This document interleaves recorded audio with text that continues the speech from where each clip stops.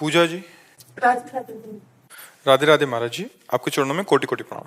महाराज जी, विवाहित जीवन में स्वतंत्रता कितना आवश्यक है? आजकल सब स्वतंत्र। हम तो केवल इतनी बात जानते हैं कि शास्त्र, गुरु, कानून, समाज, इसके परतंत्र रहने से आप सदैव सुखी रहेंगे, और इनसे स्वतंत्र होंगे तो आप नष्ट हो जाएंगे। शास्त्र आज्ञा न मानना, कानून न मानना, समाज की धर्म व्यवस्था न मानना, संतों की बात न मानना, ये स्वतंत्रता नरक ले जाएगी। आज जो स्वतंत्रता बढ़ती जा रही, उसका आप परिणाम देख रहे हैं कि जो बच्चियां, बॉयफ्रेंड गर्लफ्रेंड ब्रेकअप, फिर ऐसा वही ब्याह हो जाने पर एक पति में नहीं रुक पा रहे हैं, एक पत्नी में नहीं रुक पा रहे हैं। वो अपनी गंदी आदतों के कारण गृहस्थी का जो संबंध बड़ा कड़ुआ होता चला जाए। फिर या तो गुस्सैल स्वभाव हो तो मारपीट करे, नहीं तो बाद में फिर वो संबंध विच्छेद कर ले, क्या आप जीवन रह गया।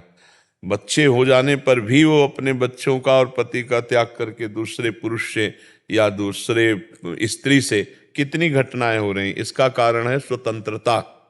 ये जो आपने शास्त्र शासन, गुरुजनों का शासन नहीं माना, उसी से आपकी वृत्ति स्वतंत्र हो गई। अब कैसे वो एक जगह टिक सकती है?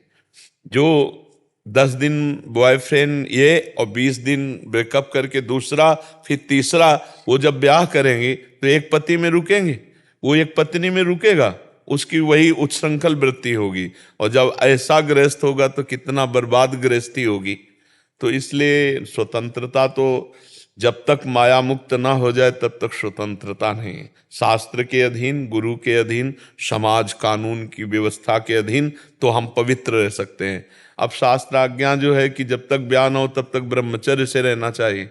हमारे 4 आश्रम हैं, ब्रह्मचर्य आश्रम, गृहस्थाश्रम, वानप्रस्थाश्रम, संन्यासाश्रम। तो पहला सबका एक आश्रम है ब्रह्मचर्य। जब तक पाणी ग्रहण संस्कार ना हो जाए तब तक बच्चा बच्ची को ब्रह्मचर्य रहना चाहिए हमारे धर्म के अनुसार। मनमानी आचरण नहीं, ये गंदी बात है, इससे बहुत हानि हो जाती है। और इस हानि को आज हमारा समाज भोग रहा है, आगे तक भोगता रहेगा, क्योंकि वैसे ही बच्चे होते हैं। छोटे छोटे बच्चों में इतना गलत ज्ञान है, जहां पवित्र ज्ञान होना चाहिए वहां गलत ज्ञान हो गया। गलत क्रियाओं के वो ज्ञाता हो गए हैं। मोबाइल के पूरे एक्सपर्ट हैं वो, चाहे जो सर्च करना उनको सब आता है। ये छोटे छोटे बच्चों में तो हमारी आगे की पीढ़ी बर्बाद हो रही भारत की। इसी पीढ़ी से राजनेता, इसी से संत महात्मा, इसी से सब बनते हैं। जो आज छोटे छोटे बच्चे हैं, इन्हीं में से तो निकलते हैं। अब उनके आचरण, उनके घर के आचरण सब आधुनिकता में भरता चला जा रहा है। न शास्त्र ज्ञान, न शास्त्र सम्मत आचरण, न शास्त्र की मर्यादा की अधीनता। तो फिर नुकसान ही नुकसान है। आज समाज देखो कहाँ जा रहा है। ये सब अनुशासनहीनता का परिणाम है। शास्त्र के विरुद्ध आचरण करोगे तो छुपाना पड़ेगा। अगर आप धर्म से पाणी ग्रहण करके संतान प्राप्त करते तो कितना मंगल, तब तो थाली बजाते कि संतान हुई, आनंद मनाते।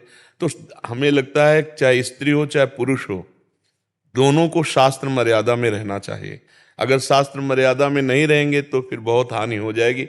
हानि ही हानि है। जो आज व्यसन बच्चों में बढ़ रहा है, नशा बढ़ रहा है। देखो, लज्जा ही और विनय, पुरुष में विनय और स्त्री में लज्जा, ये आभूषण है। ये बाहरी सोना चांदी के आभूषण, आभूषण नहीं। तो छोटे छोटे बच्चे, नई अवस्था के बच्चे लज्जा और विनयहीन होते जा रहे हैं। विद्या विनयम ददाति, पढ़े लिखे बच्चे में विनय होना चाहिए। वो अपने माता पिता को गालियां देते हैं, कटु वचन बोलते हैं। तो अनुशासनहीनता कहीं भी हो, जो राज्य अनुशासनहीन होगा वो नष्ट हो जाएगा, जो घर अनुशासनहीन होगा वो नष्ट हो जाएगा, और जो शरीरधारी चाहे स्त्री पुरुष हो अनुशासनहीन वो नष्ट हो जाएगा। इसलिए अनुशासन तो अत्यंत आवश्यक है। शास्त्र का, वेदों का अनुशासन, धर्म का अनुशासन, समाज का अनुशासन, कानून का अनुशासन, ये अनुशासन हमें पवित्र रखता है। अगर अनुशासनहीन हो गए, मनमानी आचरण, तो फिर अपवित्रता आ जाती है।